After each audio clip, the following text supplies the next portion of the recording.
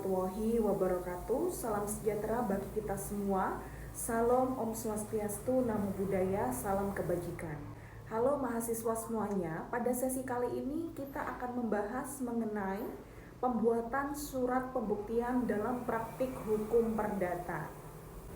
Dalam praktik hukum perdata, pembuktian merupakan salah satu tahapan yang sangat penting dalam proses persidangan. Pembuktian bertujuan untuk meyakinkan hakim mengenai kebenaran dalil yang diajukan oleh para pihak. Oleh karena itu, setiap pihak yang mengajukan gugatan maupun bantahan harus mampu menghadirkan alat bukti yang sah dan relevan. Salah satu alat bukti yang paling utama dalam perkara perdata adalah bukti surat atau bukti tertulis. Bukti surat dapat berupa perjanjian, kwitansi, surat pernyataan, akta notaris, bukti transfer, hingga dokumen elektronik. Dalam praktik persidangan, alat bukti tersebut disusun dalam bentuk surat pembuktian atau daftar alat bukti.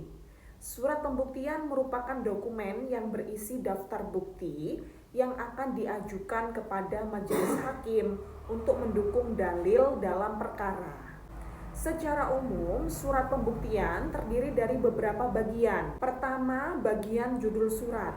Misalnya, daftar alat bukti penggugat atau daftar alat bukti tergugat. Kedua, identitas perkara yang memuat nomor perkara, nama para pihak, dan jenis perkara yang sedang diperiksa di pengadilan. Ketiga, bagian daftar alat bukti.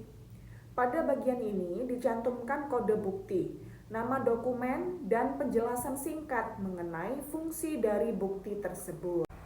Sebagai contoh, bukti P1 merupakan surat perjanjian digunakan untuk membuktikan adanya hubungan hukum antara para pihak.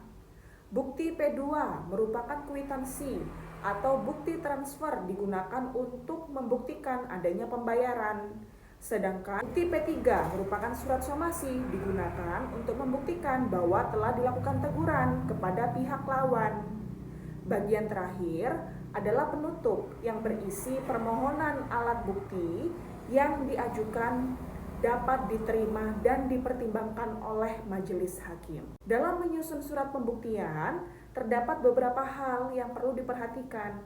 Pertama, bukti harus relevan dengan pokok perkara. Kedua, dokumen harus disusun secara sistematis dan mudah dipahami. Ketiga, setiap bukti harus diberi kode secara jelas agar memudahkan pemeriksaan dalam persidangan.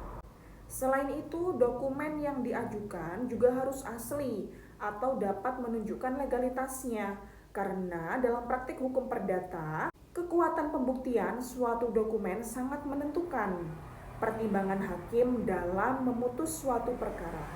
Melalui materi ini, diharapkan kalian mampu memahami tata cara pembuatan surat pembuktian dan mampu menyusun daftar alat bukti secara baik sesuai praktik hukum perdata. Baik, demikian materi pada sesi kali ini, semoga bermanfaat dan dapat menambah pemahaman rekan-rekan mahasiswa sekalian dalam praktik peradilan perdata.